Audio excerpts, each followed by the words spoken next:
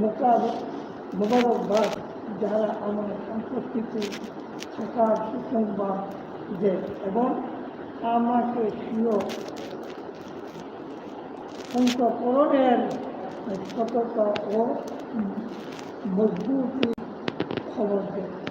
তাহারা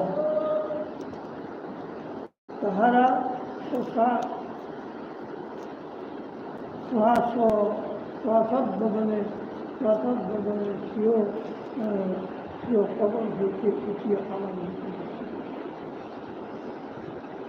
তাহাদের সামনে নূর থাকিবে, জানিবামে তাহাদের ফেরেশতা থাকিবে। তাহারা দুনিয়াতে আমার প্রতি যত সব আশা পোষণ করিয়েছিল সব পয়সা আমি পূর্ণ করে দিব।